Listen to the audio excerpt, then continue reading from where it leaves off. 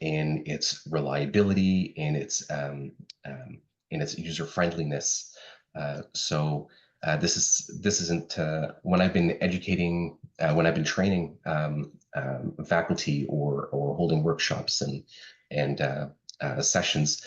Um, it hasn't been about how do we police this in the classroom or how do we police this in the workplace, but more um, focuses on um, integrity, responsibility, and just getting hands-on experience with it. So I'm curious. Then I know Bonnie asked this question already, but if you look under the React tab in your Zoom window, you should see a check mark and an X mark. And I'd just like you to take a second and let me know if you have used generative AI.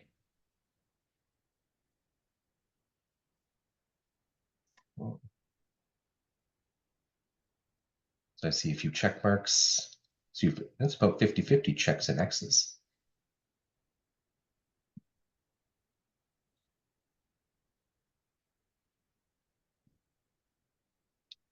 Okay. Okay, this is interesting. If there's one thing that I can recommend, it's that we should this is not something that we can talk about in the abstract anymore. We really do need to get hands-on experience to be able to see for ourselves what it's able to do.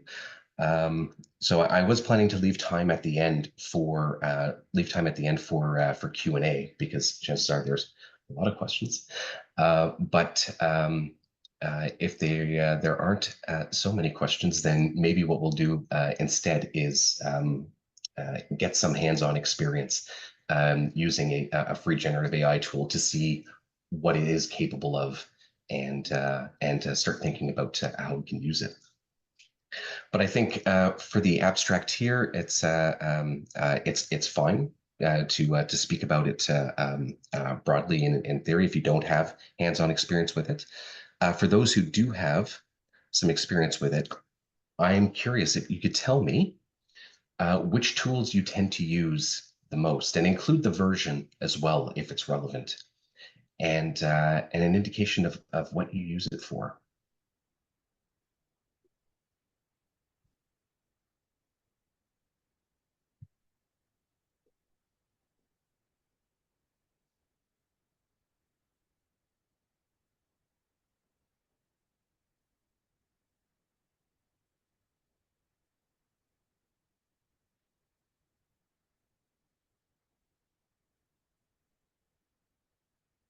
Okay, so usual suspects: Copilot, ChatGPT.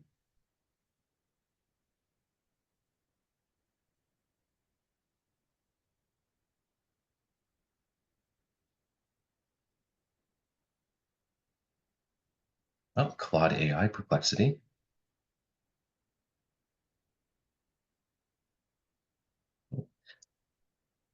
Yeah, good. Shout out for Gemini. I've actually been quite liking Gemini these days.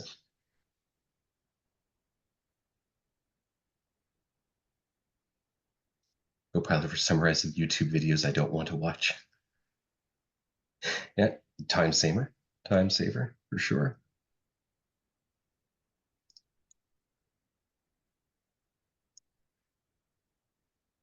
Chapeau. Yeah, okay.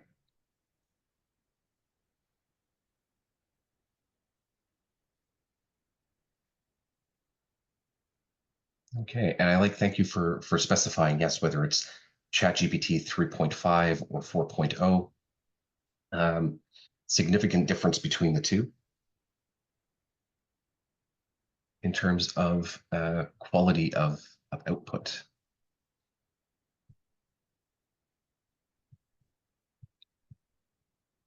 Okay, so I think our chat today will cover basically all of these tools and what you might use them for.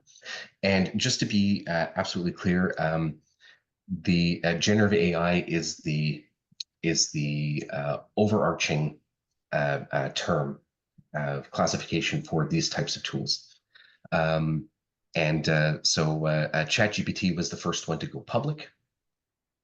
And we tend to sometimes refer to ChatGPT as meaning generative AI in general, but there are actually different models that have been developed by different bodies.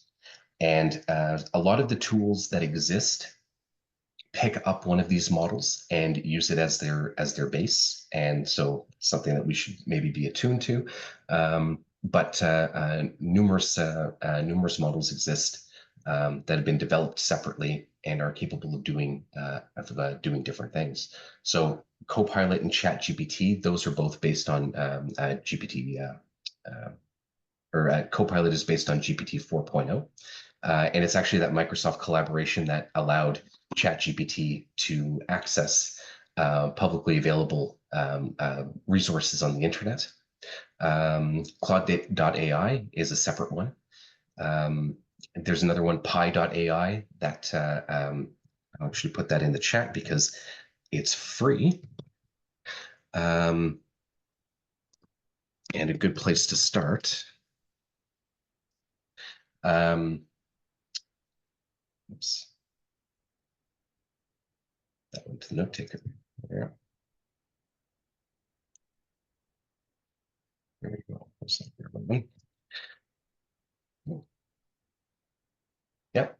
Yeah, and Smarty is also Smarty. Thank you for that one, Julina. Smarty, that was an instructional design generative AI tool, is based off of ChatGPT or GPT 4.0. But they're Gemini, Google Gemini, that's the other one I was trying to think of, that was developed separately as well. So there are a number that are out there. A lot of tools pick one to access and to base off of, and should indicate which one it is using. But what differs is the instructions given to the tool on how to behave when it has access to that primary model. Okay, so today we're going to run through sort of just this might be familiar to everyone. I apologize if I'm rehashing things you already know, but we'll get into a little bit about generative AI and how it works, and then we will dig into some caveats and ethical considerations that currently exist, and some tips, recommendations for responsible use.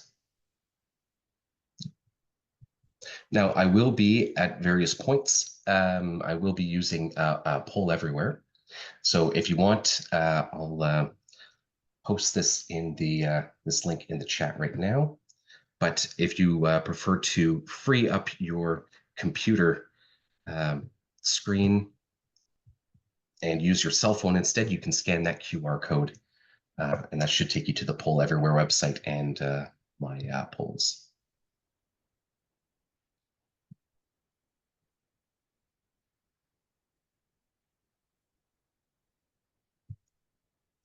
Okay. So one thing I want to sort of emphasize here is that we are speaking of a particular form of AI. We talk about GenAI. It's a particular form of AI. But AI has existed in our lives for a very long time, and we didn't necessarily realize it because it didn't come to the forefront of our attention. Maybe we were even looking forward to it for a long while. But it doesn't matter if you're in Netflix or something of the sort, and you watch one movie or show, and then all of a sudden it has recommendations for you. It says, you know, if you like that, you'll probably like this. Right? This is an algorithm looking at your viewing patterns. It's AI. Factory automation and programming tools, how to perform tasks. I know a very dour example because it means replacing humans uh, in this case, but still AI driven. Um, Fitbit. This one maybe is a little more. This one is maybe a little more subtle, but devices that people have been using for a very long time to look at uh, bodily function related patterns and to report that information, to process that information, report it back to us. Anything looking at market trends or estimations of projections and things of that sort have been AI driven. And one that we tend to forget, and it's a very subtle one, but one that we tend to forget, and probably because of some collective trauma, is the Microsoft Word tool that used to exist, Clippy. And you probably remember back in the day, it's been a few years now, yes, I'm dating myself. Um, you'll be in a Microsoft Word document and you'd be typing along, and then all of a sudden this little paper clip comes up and says, "Oh, it looks like you're writing a reference letter. Can I help? Would you like assistance? Would you like some templates? What can I do for you?" And usually the response would be, what I want, I want you to get the heck out of here. Get off my screen. I don't need you. Um, Very annoying tool that they retired some years ago. But this and tools like spell checker in Word or grammar checker in Word that we use without even thinking about it was a pre-Gen AI version of AI. So these tools have been, in some shape or form, AI has been around. It has been assisting us, and we didn't necessarily think much of it. The data it was collecting, how it was interpreting that data or processing that data and reporting to us. But I mean, this now has come to the forefront because of generative AI's capabilities. Um, our attention is maybe a little more focused, and we're noticing things here and there. But this is to say that we're making the transition from being okay with AI in some forms to now really wondering, are we okay with this? So what is the difference with generative AI? I like to refer to generative AI as a probability engine. It's a very particular form of AI that generates content. And it can either create, let's say, original content. I use original loosely, but it can create unique content, let's say, and it can revise content that's been given. The generative portion refers to that act of creation.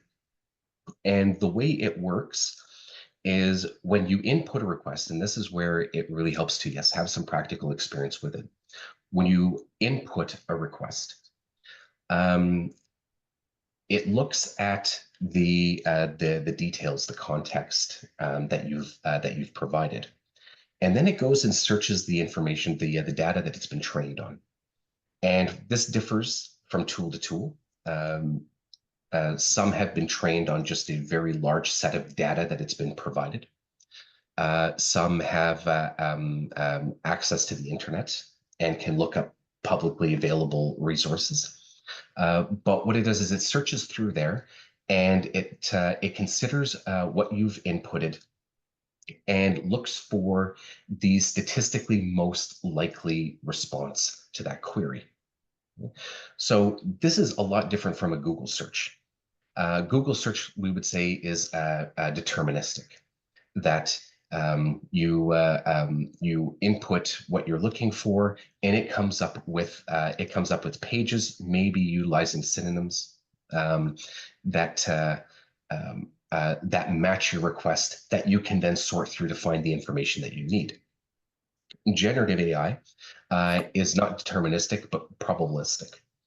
It's not deterministic in that it's not speaking of facts, and it's not telling you which sources it's using and how it's bringing them together. But let's say at the top end, you put in a request, and the example up here is, the question might be, what is the sky today?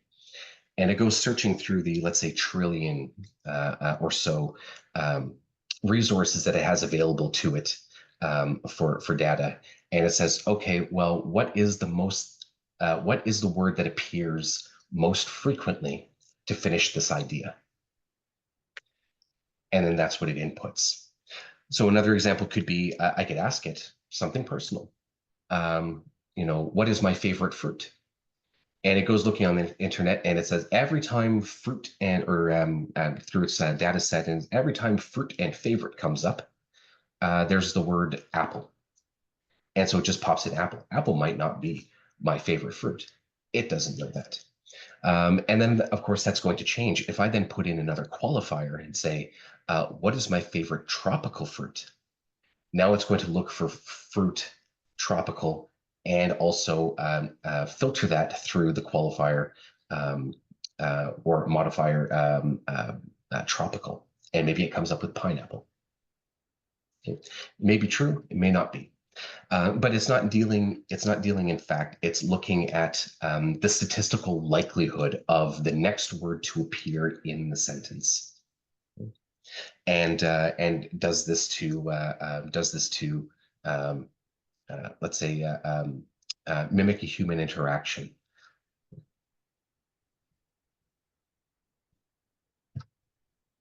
Okay. Now the number of tools that are out there, I've been focusing, let's say, on the earliest models, the conversational chatbots and things that produce text, but it's not just text anymore. It's possible to, with some tools, to create images. It's possible to create music. If you ever wondered what it would sound like if Metallica wrote a song about dinosaurs and riding dinosaurs, you can bring that song into existence, and it will mimic the voice or replicate the voice. It will write appropriate lyrics. And it will give it will look at the patterns in their music and figure out what it's most likely to sound like.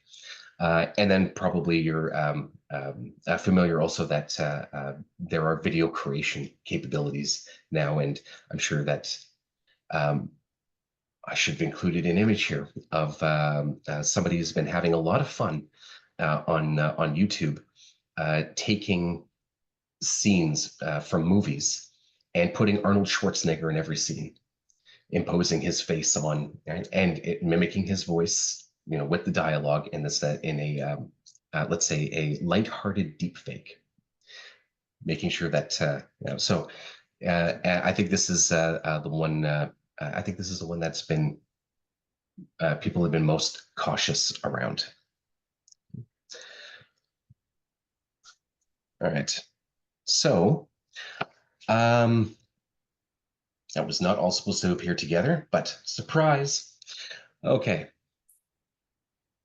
Now, a couple of things, high-level things that I want to point out. A couple of high-level things I want to point out is that when we're using these tools, because all of these tools, some of these tools have been developed independently. Others are borrowing from others and then giving additional instructions or tweaking the tool for specific purposes. At the end of the day, the models that have been developed for this are proprietary. We don't know exactly what's going on under the hood. And we don't know exactly what's going on under the hood. And the companies don't exactly are not forthcoming about everything that they're doing, about the data that it's been provided to work from, how that information is being processed and filtered when it creates output, things of that sort. And so for that reason, one of the main conversations around the use of generative AI has been copyright. If we don't know where it's pulling its information from, how do we know if that information is protected, and so forth? Now, to this, I would say that because it is looking at the statistically most likely sequence of words to appear or ideas to appear. It's probably a rare case for any of us that any information that it's drawing from is not, let's say, publicly available, but we just don't know. And it does create a problem when we're trying to trace back our ideas. Now, what I'd like to do is there are a few more caveats. These are just the high level ones to be aware of. We don't know precisely how it's working on the back end per tool. And there's a question of which data has it been fed, and is it protected? Are we infringing on somebody's rights when we use it? But there are a few more that I'd like to break us up into groups to discuss and share back. Let me grab the link here.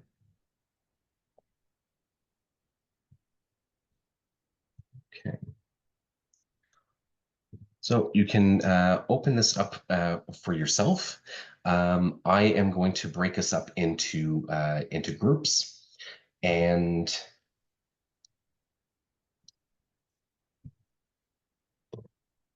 should be. How many people are we here? We are 45. 45 4. Okay. All right. So I'm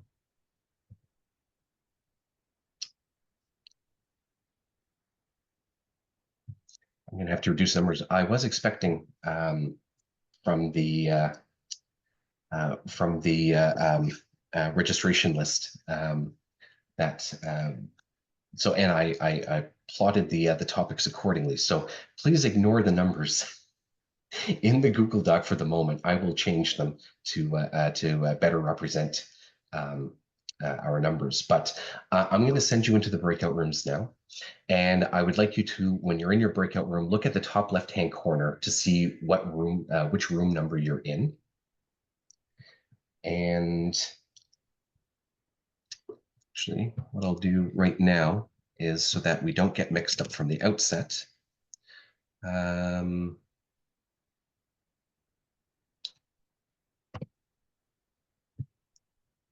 Okay.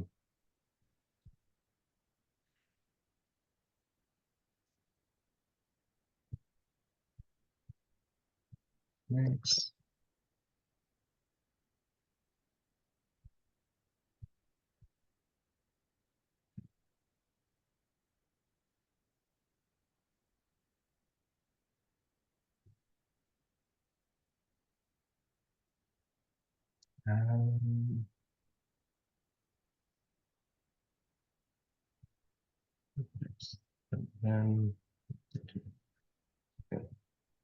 Okay.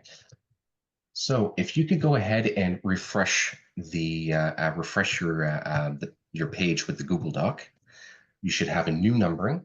And I am going to open up the breakout rooms, and let's say let's do let's say 5 minutes just to have a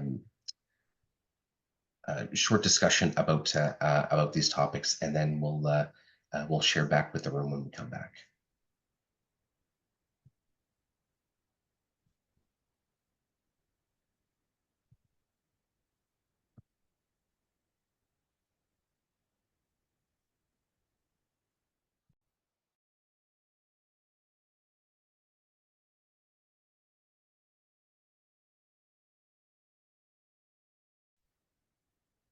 There we go.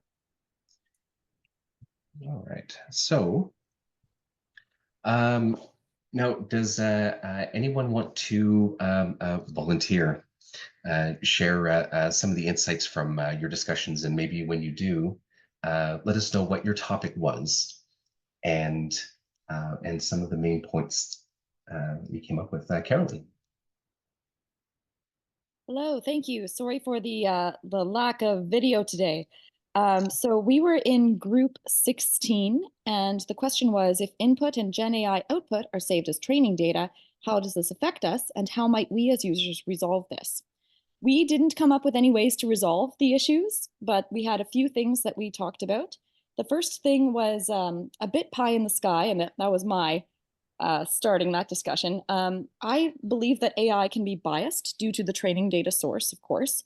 But if you are a bad actor, what you could do is you could program a bot to put in bad prompts and get information back from the AI and just keep programming prompts in to create, to enforce the misinformation the AI is generating.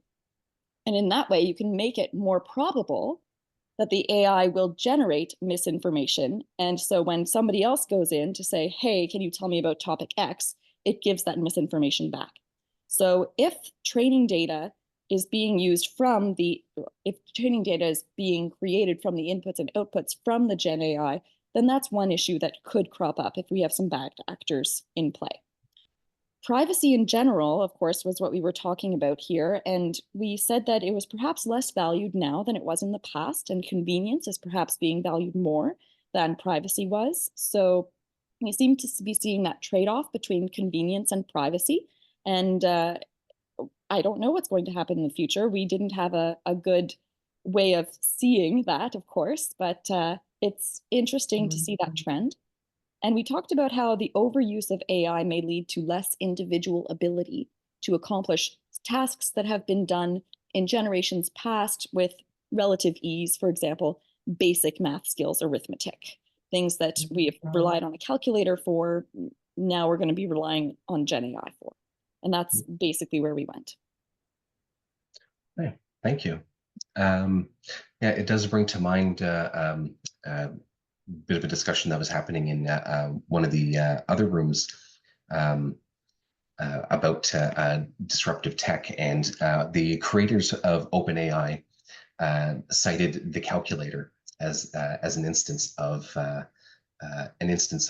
disruptive tech, and how people thought that all of a sudden math was going to become math skills were going to go down the toilet because there's now this tool that will do these calculations for people. But I mean, this is all part of, let's say, larger trends, and we're seeing them more in our generation. Maybe a more poignant example would be Web 2.0 or Wikipedia.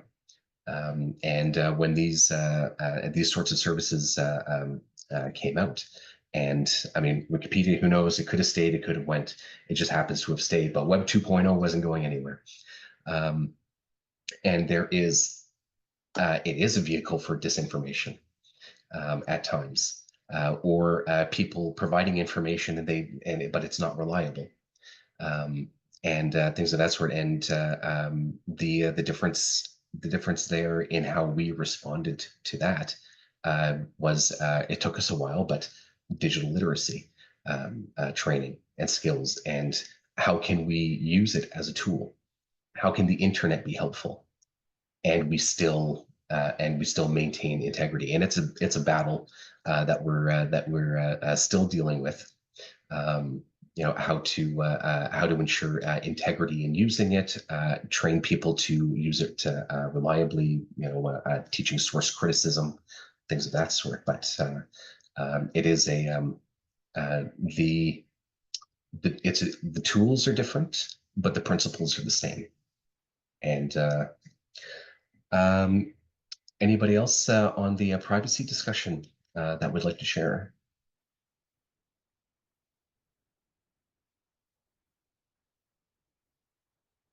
Okay, I think I saw another hand up, Corey.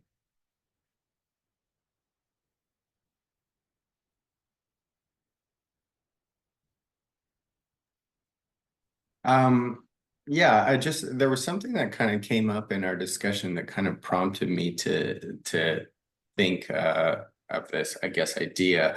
But we were kind of talking about different uses for Gen AI and things like Chat GPT, it really just prompted me to think that, you know, I conceptualize sometimes my use of, for example, Chat GPT in different ways.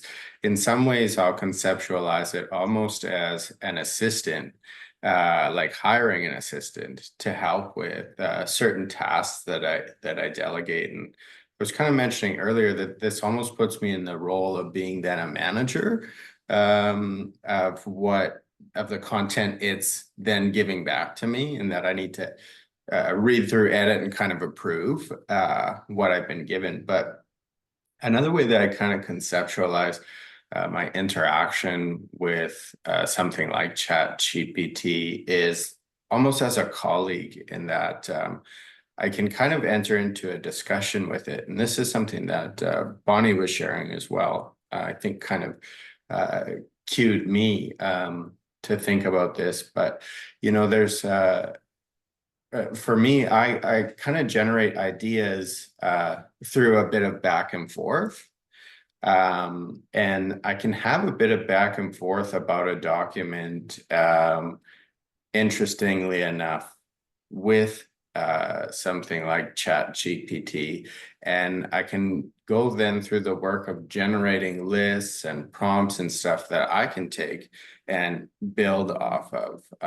So this was just kind of something that came up in our discussion that I thought was maybe of interest.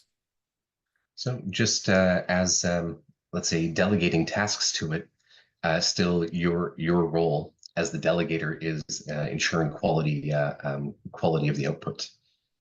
Yeah, and then as well, sometimes some of the things that Chat GPT will maybe bring back will prompt or spark an idea within me, a strand that then I can follow a little bit further, kind of on my own.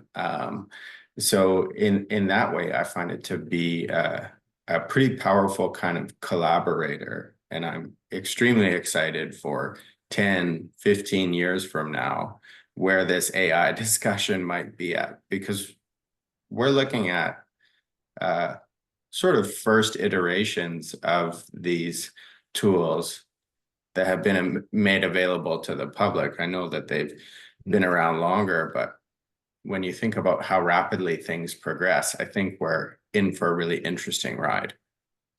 Yeah, if you want to know what something's going to do, throw a couple billion people at it. Yes. I'm going to come back to something that you mentioned there, but does anyone would anyone else like to recap their discussion? I can give it a try. So we were in group number 3. So we looked at voices, like, so if the statistical, like if the answer comes from the statistical majority of the answer, like what does that mean for what, like, the answer we're getting, and what can we do about that? So we kind of, like, some of the things that were already discussed came also up in our group, including that it's very useful for certain things like summarizing your data.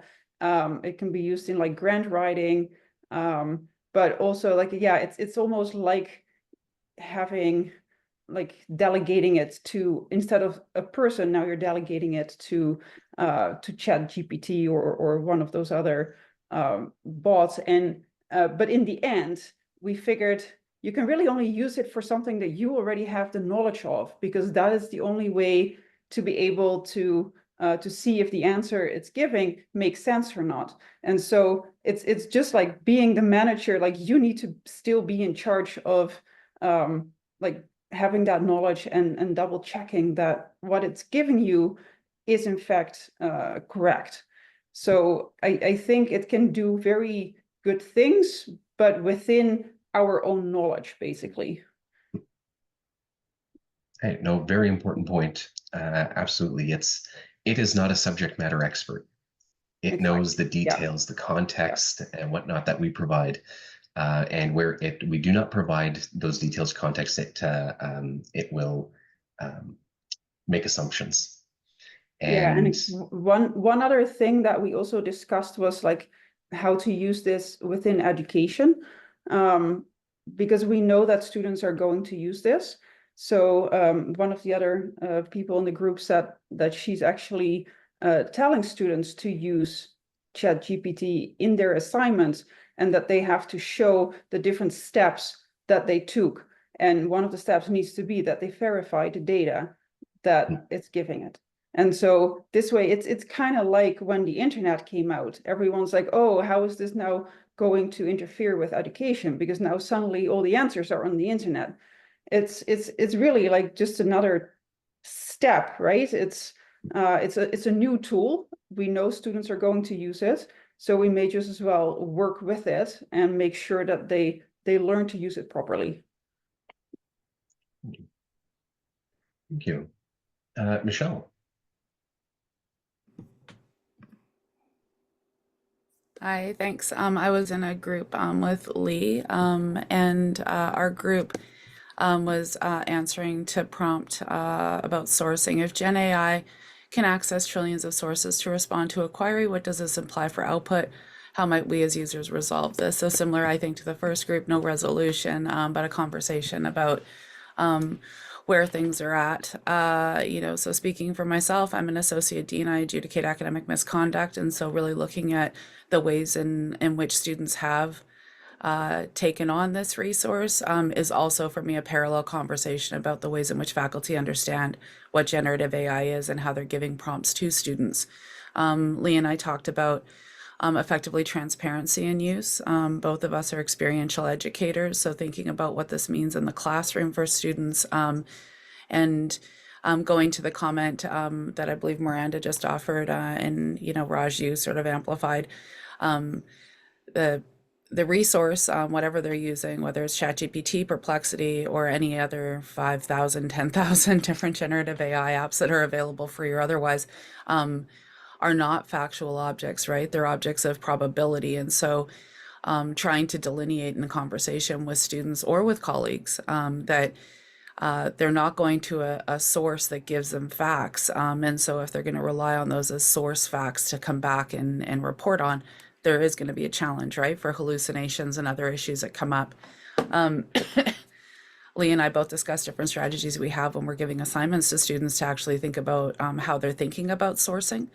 But I think both of us in our own work and in the conversation, we're focusing on equity and transparency and use. And I think those are both really important, whether we're thinking about the application of AI in classroom settings, but where we're training, and both of us in this case are training professionals for the future, so in business fields and in the justice sector, that this is a resource that's available, it's ubiquitous, but how are people using it ethically, and I think with as much understanding as possible. So trying to get students or colleagues to understand how the resource works, so they can use it in the ways that Corey was just talking about. There's all these possibilities of use, but one of the challenges is being a responsible front-end user so that whatever product you're creating is as robust as possible and transparent in how the material was created.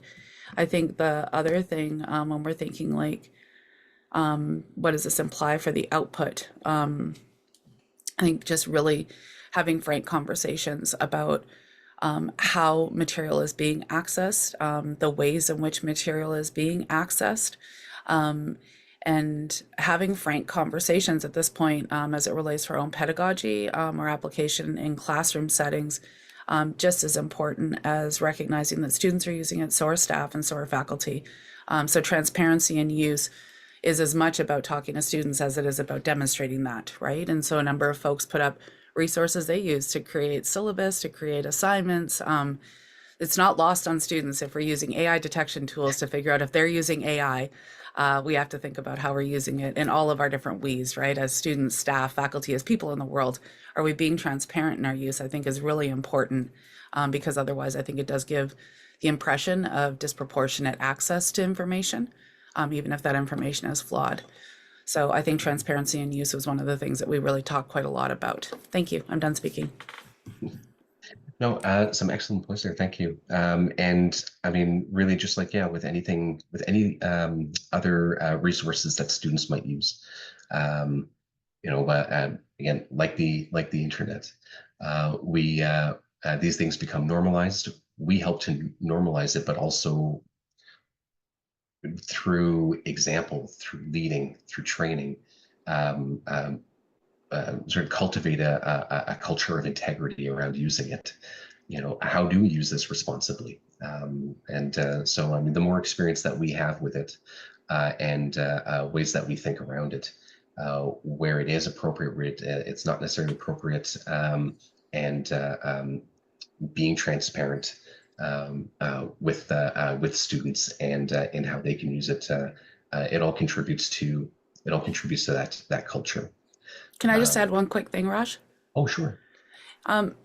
Something that I've noticed since we've been in this, situation since November of 2022 is I think there can be like a purity kind of that comes in this moment too, and we saw it with Wikipedia, and we've seen it with other resources as well. That there are people that are like, I would never use that, and this idea that it won't be used, right? Or in the classroom, people that are like, you're not allowed to use it at all as an instructor. And so, one of the things that I discuss a lot is like thinking about it more as a harm reduction strategy, even if you don't want that resource used, especially if we're thinking for folks that are teaching like English classes where they don't want any kind of form of generative AI in that space because they're trying to teach structural foundations. But to think about the different ways that we do give information to students and to staff and to our colleagues and our friends in our community about how the resource works, versus just thinking that there's a binary, right? It's entirely acceptable, it's entirely revolutionary, it's entirely awesome, or it's horrible and it's intrusive and it's going to take away all of our thinking powers. Just to think about like the range of applications, and I think to expand the conversation, and that's why I really appreciate this session this morning. So like you said, how many people have used generative AI? And I think at the end, you're going to show people how it sort of flexes a little bit, because I think there still is kind of a gap between people's understanding of where it is present and where it's not. And that can produce a misperception that it's not very ubiquitous. It's not in the email you read this morning that was generated by your colleague who didn't want to write the email. They just got ChatGPT to do it for him. So thank you for holding this session. I think it's really important that we really widen our capacity to talk across communities inside and outside of campus. So thanks for the discussion today. Thank you. Jonah. Yeah, so kind of building off something that Michelle actually mentioned too around access to information access. So we were in group, I was in group 11-13 on equity of access. And so that makes me think, and in our discussion, I was with Rhonda, I think she's still here. I see a list of names, so I'm not sure if she's still here, but we talked a little bit about how there, and even in the question here, it talks about how there's some free tools, how there's tools that are for pay.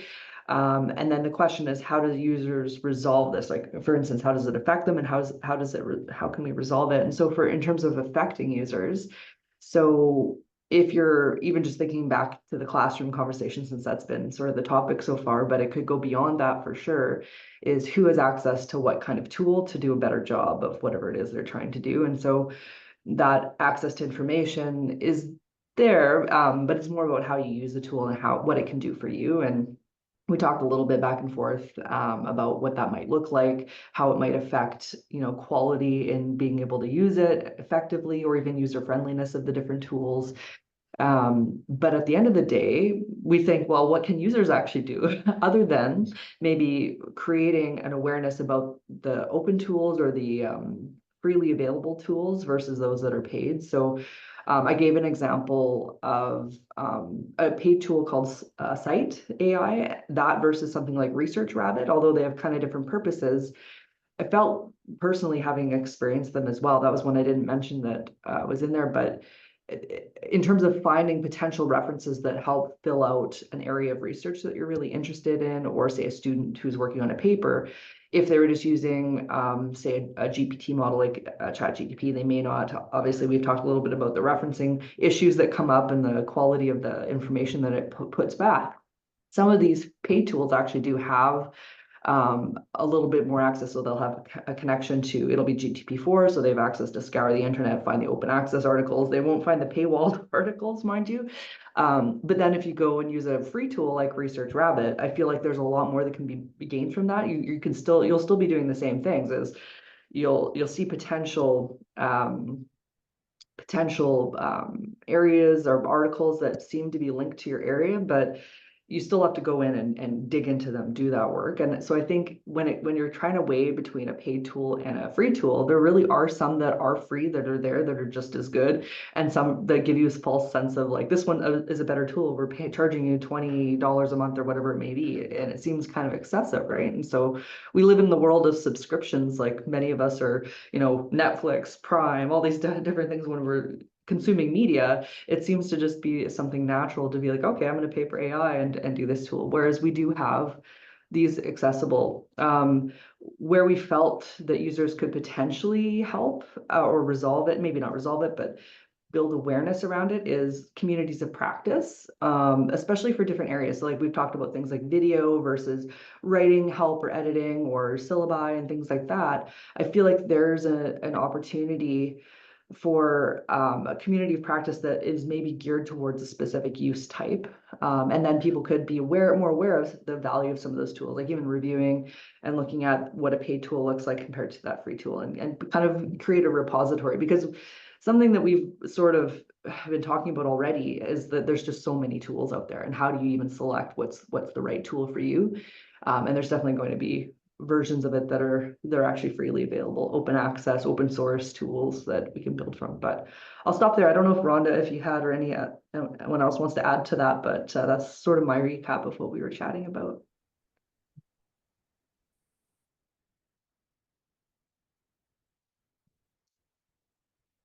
Oh, one thing I'll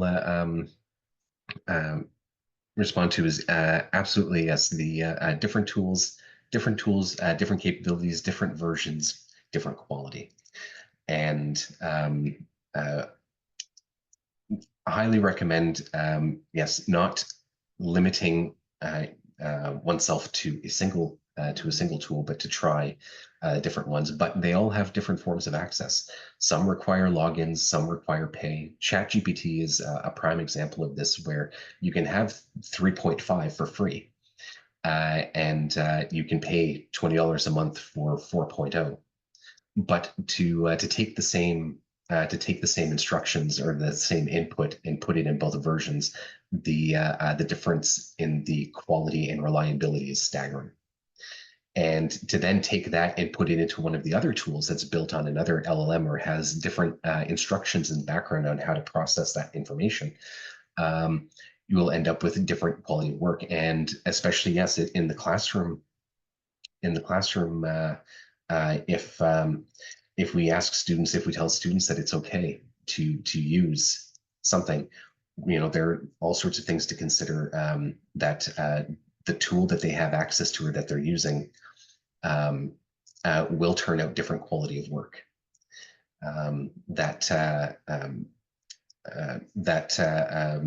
Asking them to use a specific tool might either give a lower quality output, or may require them to give up personally sensitive information, using their phone number to sign in for ChatGPT, linking Gemini to their Gmail account. Things that they might not be comfortable with. And I know it came up earlier that, and it's true, that we have become accustomed to making certain sacrifices to our privacy for the sake of convenience and services.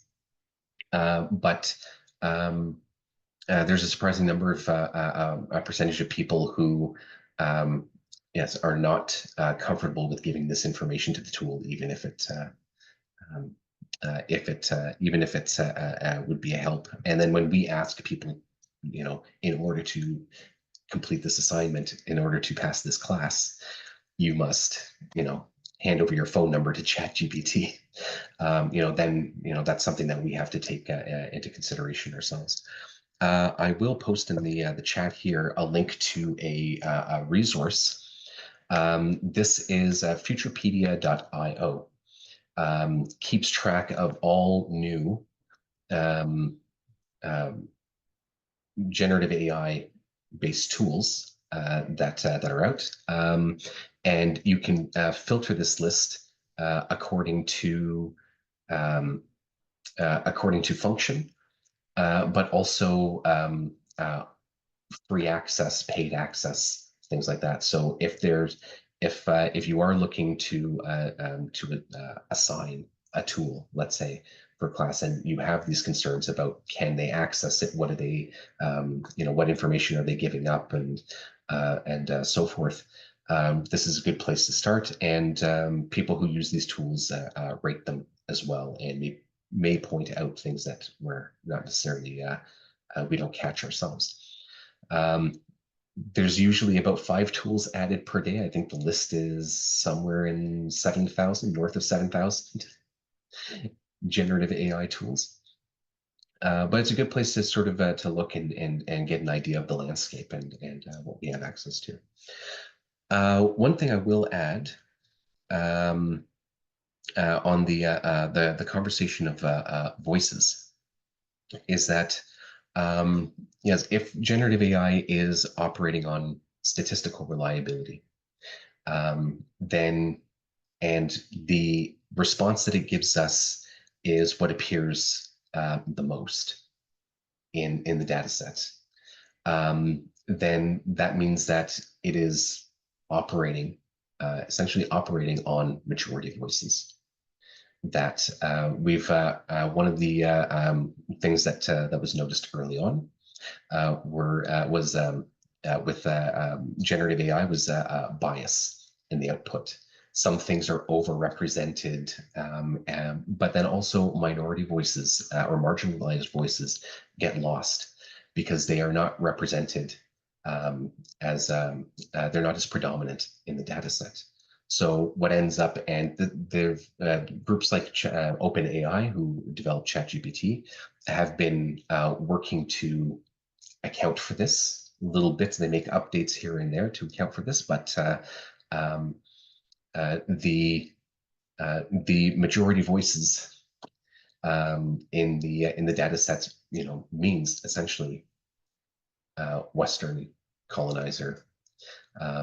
That this is that these voices are representative of the information, but really, if we acknowledge our own biases and positionality, we can spot perhaps occasions where,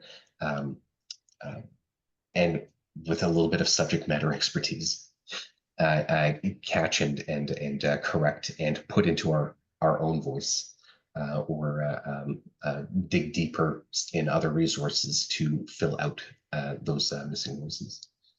Corey. Yeah, I just want to say that that's such a fantastic point, and bringing it into the realm of sort of the Western colonizing kind of voice.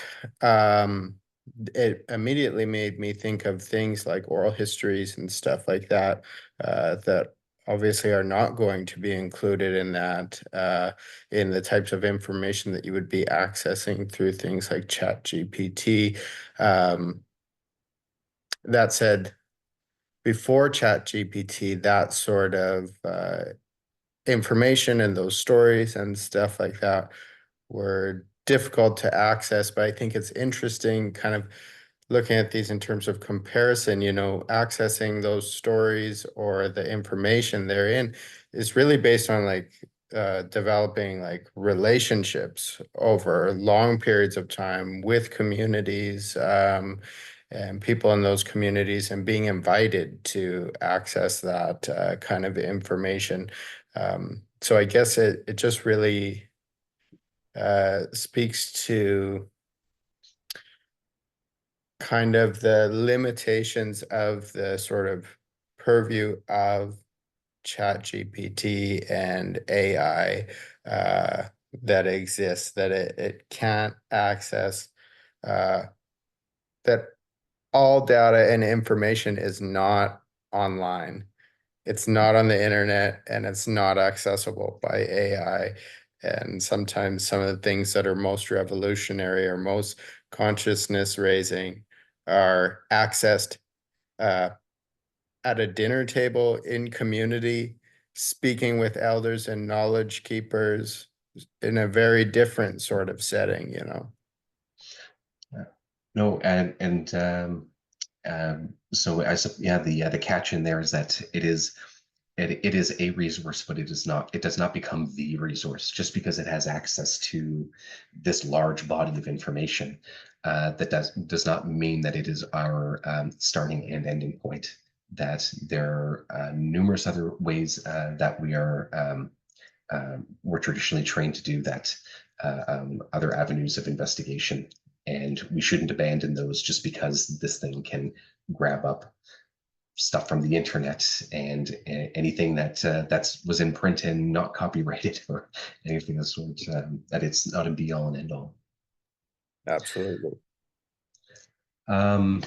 But I'll add a few points here just on let's say where opportunities exist for generative AI based on this. But first, I would like to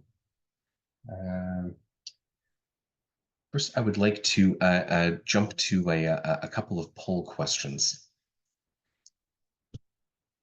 Now, I do a lot of work with invited into classrooms to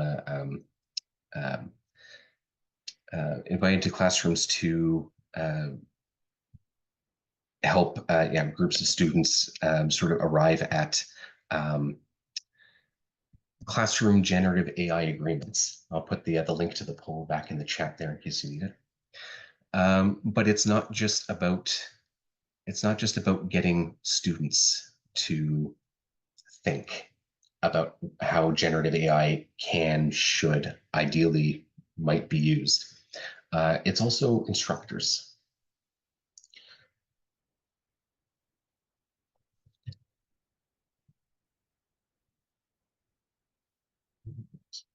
Share my screen here.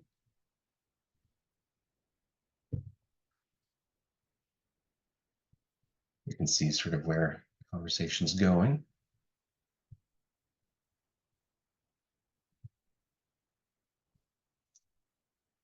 Okay.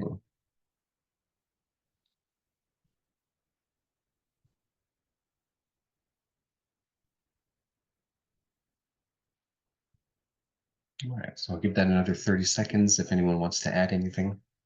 There are no right or wrong answers. You're not being graded on this. It says that the poll is full. It says the poll is full. Yeah. Okay. Yeah, it says so. All right. Well, remember your answer then. We'll move on to the next one.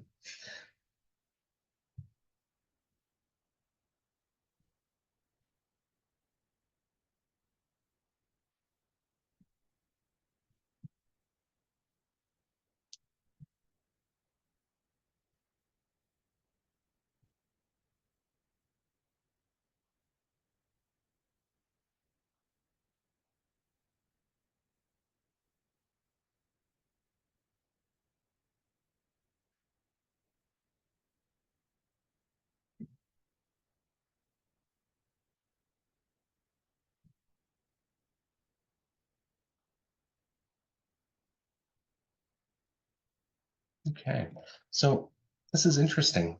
So the examples on the first poll for generative AI use are ones that we've been, let's say, thinking around for a while now. But for this poll, these are all things that we do on a regular basis, that students do, we did as students, and was never it was never a requirement to cite that this was part of the process. Sitting around with colleagues or friends and batting ideas back and forth and having a conversation. Maybe somebody might cite that in a publication and say, oh, I came across this idea thanks to so-and-so for their feedback, something of the sort. But going to a TA office hours, for example, and asking, I don't quite understand this. Could you explain it further? And if it ends up being a feature of a report or an essay, would not cite the TA in their office hours. When we design courses, and when we design courses and we collaborate with other instructors, or borrow a syllabus for a course from another instructor and adapt our own. There are no citations, footnotes.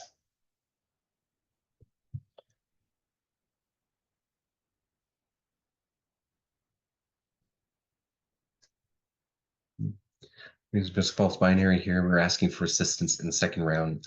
Still require the individual to enact a significant amount of labor, not the speed of GenAI that requires limited labor at its baseline. I mean, they don't translate. They don't translate exactly.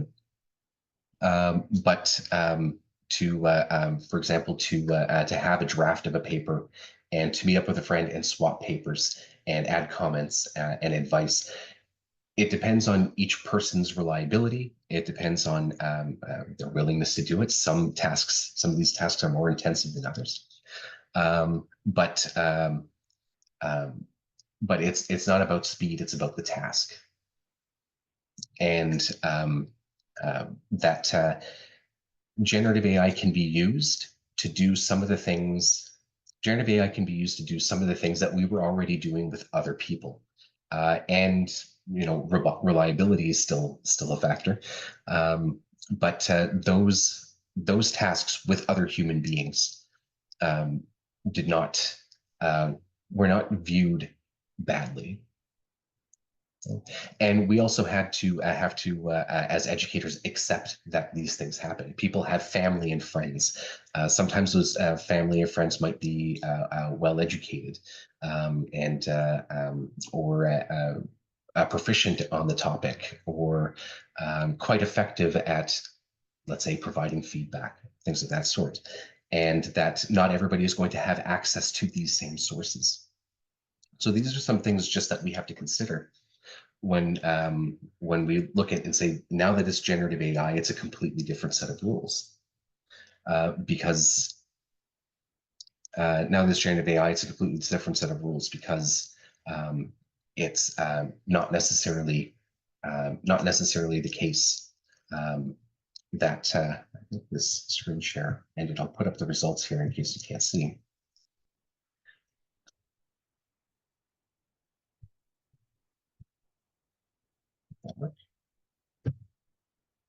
Okay. Oh, yes, I am screen sharing.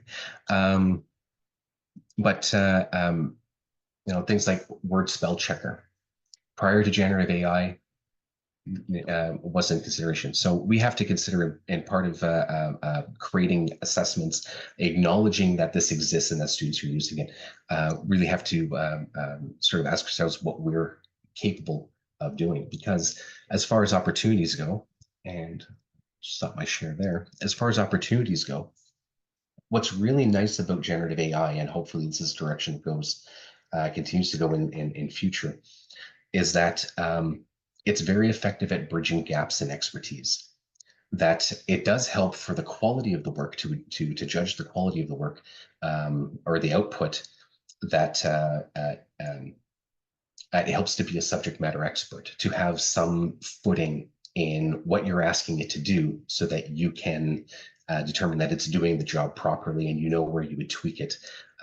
Definitely, we should never copy and paste from generative AI. But this is potentially a democratizing tool for that can facilitate personalized learning and help to eliminate gatekeeping of knowledge, to promote lifelong learning. That people can use it as a starting place. They can use it as a resource, not the resource, to get a footing, and especially where accessibility is a concern, that people can whether they be students or postgraduates, adults, can find a way into topics, information, industries, disciplines, where They maybe don't know where to start, but they have very specific questions. And this tool is able to bring a lot of that together.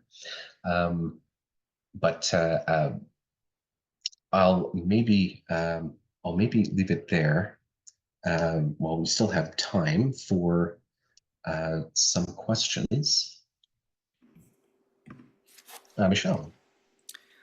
Oh, sorry, I meant to put my hand up prior to you asking if there was questions, so maybe it's just a comment to what you were just sharing. Sorry, there's a dog barking in the background here. But I do think, like you were saying, that, you know, we don't or we shouldn't copy and paste from generative AI, and that it's potentially a bridge, right? As it relates to expertise. But I do think from an equity perspective that the ubiquity of AI and the pressure to here, if we're thinking about students, but I think pressure that everyone experiences, and based on our own social location, those pressures present differently. The ubiquity of the tool presents a type of trap, which is, this is the thing I can do right now because I don't have enough time to do the thing entirely as expected. And so it is the case that students are taking it entirely and pulling it over. And yes, for assignments, but just for folks to have a sense, depending on, you know, where your work is, you know, on a campus, like that means students are using this for applications for graduate school. People are using this when they're applying for funding for tri-council. Like, I know I've been on adjudication where I'm like, that's AI. Like, I know that that's not novel writing by this investigative team. And so, you know, and if we take it outside of academia, I also work in the justice field, and we know, and this has already been well documented in the US and Canada and abroad, that common law is going to be implicated because people are using generative AI to make arguments for case law based on case law that didn't exist. And it's only when a judge digs in that they realize, oh, the entire argument here is not factual. So I don't like to think about AI, going to your comment at the beginning, Raj, about like not thinking about it about policing, but rather thinking about it through these questions of ethical application. It is being used in ways that we could consider to be unethical or non-transparent. But from a non-policing, non-criminalizing perspective, it's because of the pressures of individuals that they are using tools in this way, right? This isn't about criminalizing the use of the tool, but there is implication when the tool is used in that way. It has a profound amount of opportunity, but at its core, there remains this persistent concern around the pressure individuals are facing, and then using the tools in these ways that don't align, and then use would be concealed, right? Because the pressure for use then requires that you conceal the use. So I just want to point to that pressure. It's more of a comment. Thank you for the session today. Yeah, no, and it's always been the case, always will be the case that something can be misused. And it comes down to, I'm familiar with the case law example that you cited, that and personal integrity, and I think it for the most part it begins with building a culture, you know, but some of these some of the misuse is let's say related to in some cases systemic issues. The student feels that they don't have time to complete the assessment. They don't have the knowledge to or the skills to complete the assessment. There are a whole host of motivations that are related to why students cheated or plagiarized or misrepresented their knowledge prior to generative AI. There was a study, I believe it was done by Stanford. I'll have to find the link, but there was a study on plagiarism rates in I believe it was limited to the U.S. And it was conducted prior to generative AI, and then they ran the study again last year, and they found there was no difference. That there was no difference, and I mean that study was it required let's say self-declaration, but it's interesting that the numbers didn't change. As saying that cheaters going to cheat. But there are a lot of there are so many issues, whether it's grounding, competencies, students having to work full time, first generation students, and challenges, so various challenges that we've been dealing with for decades that have contributed to this. And maybe it's just a little more in our face. But I suppose it's the one guiding light on this, because I see questions popping up. How do we detect the use of generative AI? Can we? And it's not reliably, no. The only way that I suppose we can detect it's not detecting the use of generative AI, but it depends on what we're looking for. For so long, when we were assessing students, it was on things that weren't necessarily linked to the outcomes that we wanted, that they wanted them, the skills and knowledge that we wanted them to develop in the course. 10% of an essay goes to spelling and grammar, but that's not in the it's not in the outcomes. It's part of the presentation of the writing, but even when knowing that students had access to Microsoft Word's spelling and grammar check, didn't really bat an eyelash. But if we shift the focus to those uniquely human skills that are what we say we're actually assessing most of the time, generative AI isn't able to do abstract analysis. It will compare and contrast by stating things side by side, but not actually juxtapose them, not perform analysis. When it does these things, it's still working in a probabilistic way.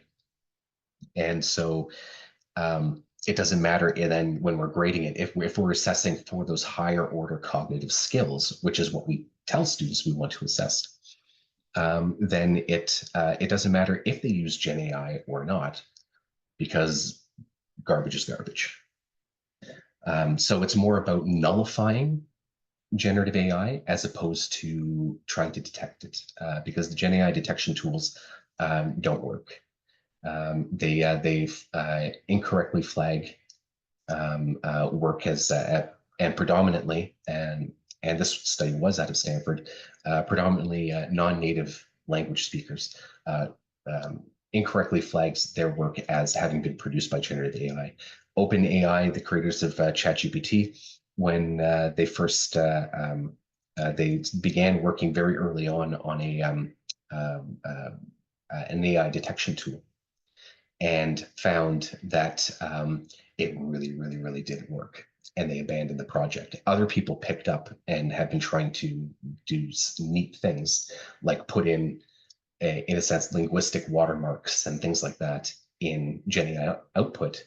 But that also depends on which tool is the student using, how have they augmented the output, and things of that sort of. So the only thing that we can reliably do, or the only thing we can do to ensure reliability, is to be transparent ourselves, to be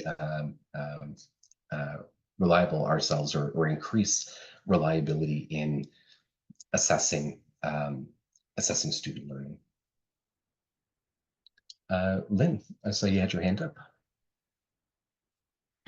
Yes, I've posted a couple of questions that's being addressed in the chat.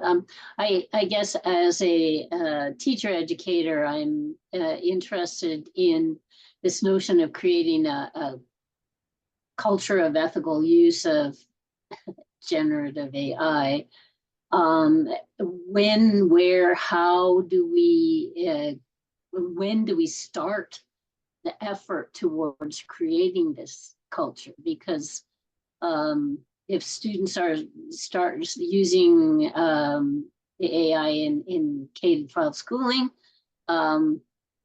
yes, I see it can be a wonderful tool to explore ideas, areas of expertise, etc. But if the students don't really understand the way in which this tool works, then they can be misled with respect to the explorations they're doing. And therefore we need to, I would say we need somehow to start at the K-12 level. But like, it's like, that's like, we're going to put everything down to K-12 and they're all, you know, the teachers are going to have to, never mind teaching how to use your calculator to do math. You're also going to have to do all these other things. And it just, yeah, I mean, it becomes almost overwhelming if you think about the work that those teachers are trying to do with those younger learners, and you know, we focusing very much on our students in higher education, but well, especially yeah, I'm sort of rambling here, but it's just all these ideas are percolating, and I'm going to ask one simple question though, for I have never used any of the tools that you have mentioned, and I would just I'm just curious as to what you would suggest as a starting point for me to try out one of the tools. Which one? I would recommend that one I posted earlier, pi.ai. Okay, I got that. Thanks. Thank you. And so it's you can create an account, but you're not required to. And what's interesting about this one is it was developed to have let's say emotional intelligence. So people were using it early on to just have conversations and have conversations back and forth, like speaking with a real person. And I found it's actually I found that it's actually fairly reliable for anything that deals with socialization. Now, as far as not an easy question, I did notice the comment about building it into AI literacy in high school curriculum. But I think we need to keep in mind that just like we treated the internet and Wikipedia and anything else, we training about or learning about generative AI begins whenever and overlaps with anything that we deal with let's say critical thinking, source criticism, and transparency about it, saying, acknowledging that it exists and can do the task, but there's a reason why you have to use pen and paper, at least for now. You know, that goes for anything. It's like, you can look this up on the internet, but I want you to think through this because it's important that you do so. As early as that happens, because of the overlap, as early as that happens, it's a lesson on ethical use of or responsible use of AI. Yeah. So maybe in closing, for those who haven't used generative AI, let me just a couple tips that I would offer, and I'm happy to send these slides around. But a couple tips that I would offer because as I was having a conversation with someone earlier about, let's say, reliability of or efficacy of the output, sometimes it's the tool, sometimes it's us. If the tool doesn't do what we want it to do, then sometimes it's because we need to adjust our thinking on how to interact with it. So a different form of socialization. So tip number one, when you're working with, let's say, a conversational chatbot or something that generates images, for example, the idea is to that you would want to express yourself as clearly as possible. Use explicit language where you can. Generative AI is not good with abstract ideas or abstract thinking. It likes to take things literally. So where we can acknowledge that our language, our descriptions might be mysterious, then we should account for that. Also, generative AI is not psychic. It's not the I suppose the magic box that we were terrified with at the in the beginning. It doesn't know anything about us or our situation. So where we can provide context and details that it needs to have access to, the more we can provide, the better. Where it doesn't know, it will make assumptions. And that could mean even in terms of, let's say, experiential learning, that could mean that instead of giving information or giving a response that's in a Canadian context, it's picking up from, let's say, the predominant voice, which happens to be American, and giving misinformation or giving information that isn't relevant to us. So the more context we can provide and the more details we can provide that it does not know, the more likely it is to provide a response that is relevant for us. Perhaps the biggest tip, and this came up earlier, somebody mentioned it, perhaps the biggest tip is to make it a conversation. There's been a lot of talk about a lot of emphasis and work put into prompt engineering to refine a particular sequence of words in the right order with the right emphasis to produce the best result. And yes, that is entirely a thing. And we can arrive at those sorts of instructions. But really, if you're going to interact with it, it is a conversational chatbot. Just have a chat. Just have a conversation, and ask it to reformulate, to revise, to refine, to include some new detail, or to expand on an idea. And this is especially where the personalized learning aspect can come in. It's not about having the best prompt to start things off necessarily. It's about learning how to communicate and to express ourselves clearly and effectively. With something, especially with something like Pi.ai, it can be a lot of fun. And then the last thing is, of course, always respect data privacy. The sort of golden rule I have is, if you would not stand outside your front door with a bullhorn and shout it out to the neighborhood, maybe don't put it into generative AI. You really have to go through all of the terms to see who owns this information as a result. Does it get used for training data? Is there a way to have it removed? Something like that. But as soon as you start putting private customer information in, or student names and numbers, or something of the sort, and it can get really messy if that becomes part of the data set. It gets added to the collection. I call it feeding the monster. Yes, be careful about what you put in, because it's not a black hole. It's not an abyss. Most of the time it goes somewhere. Some services are starting to curb that, but not all of them. So maybe I'll leave it there. I think that's tons already. And thank you so much, everyone. I really enjoyed your insights and